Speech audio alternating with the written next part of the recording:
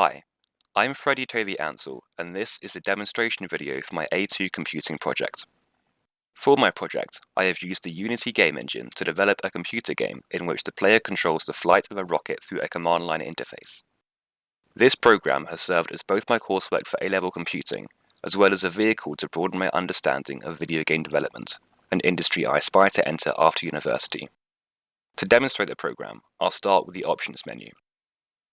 In this screen, the user can toggle full screen mode, change the display resolution, and change the volume of each of the three different kinds of sounds used throughout the game. I can press the escape key to discard these settings, or the space key to apply them and return to the main menu. For details on the implementation of any of the program's systems, please see the implementation section, as well as the C# code appendix of the project write-up. The concept of the game is that the player controls a rocket via a remote uplink using a command line interface. This command line interface has the ability to predict commands, as well as throw appropriate error messages. As you can see, we can't enter any commands while the uplink is not active. The instructions page can be brought up with the escape key and gives the player a variety of hints on how to beat the game.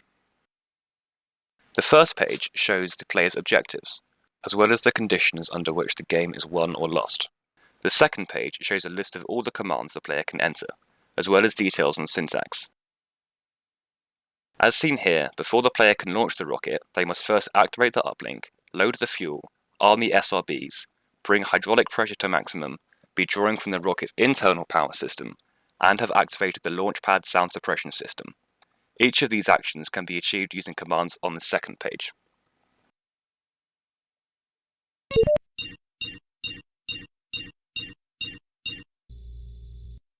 Now the uplink has been activated, the interface panels on the left-hand side, as well as the graphical representation of the rocket and the environment, are revealed to the player. They can now start to work their way through the launch procedure. Just as before, error messages will be output when the player enters a command whose prerequisites have not yet been met.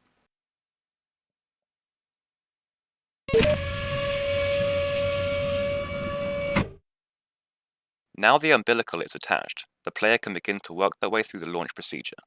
The player may find it useful to enter multiple commands at once. Up to 3 commands can be entered at once, each separated by a semicolon.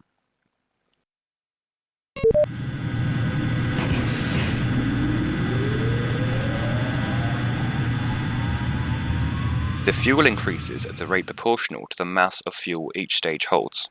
As fuel is loaded onto the rocket, its mass will increase. Now that fuel is loaded, the countdown can be initiated. It will reach 0 and the rocket will launch.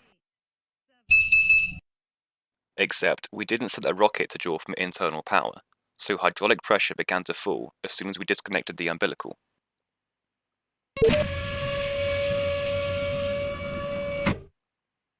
The countdown will also fail if the player doesn't fulfill other prerequisites, such as not transferring fuel or leaving the umbilical attached. If the launchpad sound suppression system is not activated, the rocket suffers acoustical damage and explodes. And we have main engine start.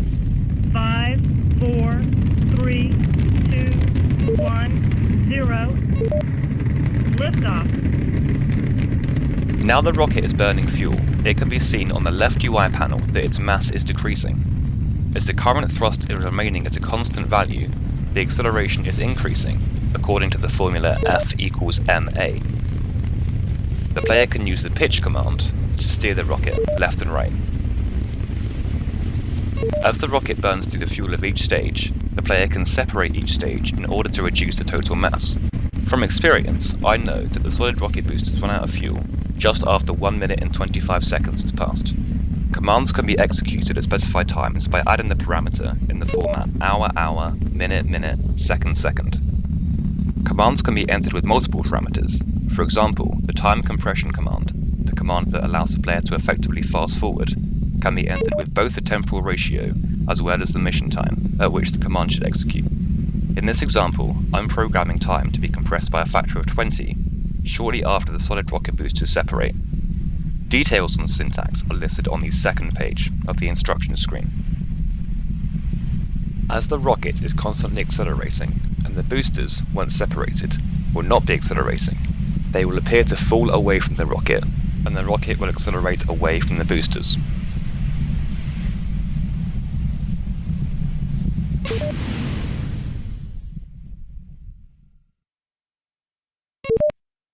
Now the temporal ratio has been changed, it can be seen that not only the mission time, but also variables such as altitude and velocity are increasing at a rate according to the speed at which time is passing.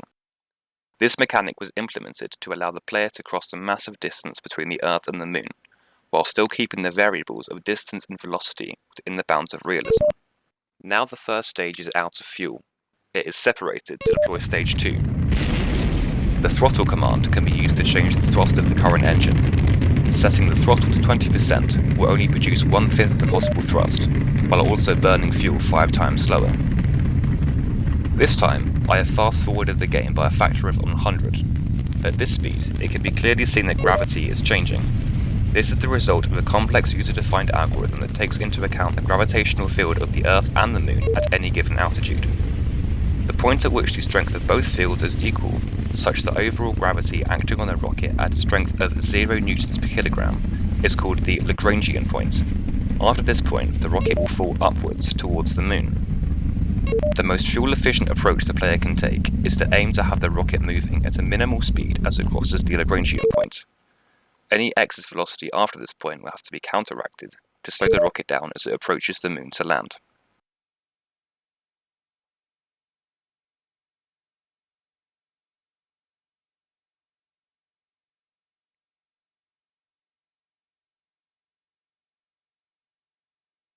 Roger, 0G, and I feel fine. Now the rocket has passed the Lagrangian point, the camera has rotated so that its position is upright relative to the Moon, and the altimeter has switched to display the altitude above the Moon instead of that of the Earth. In order to slow down, the player must rotate the rocket by 180 degrees, so its engine points towards the lunar surface.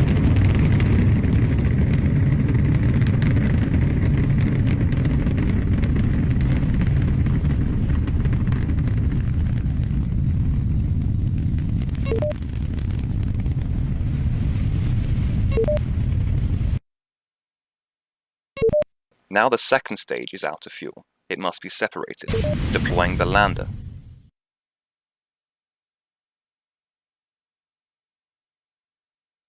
The most challenging part of the game is landing on the Moon itself. If the player lands too fast, the lander will be destroyed, and the player will have to start the game over.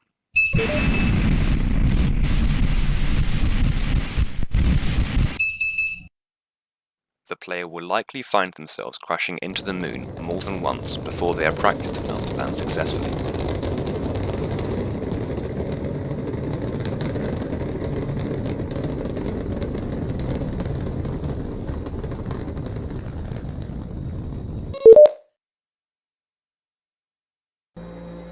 It's one small step for man,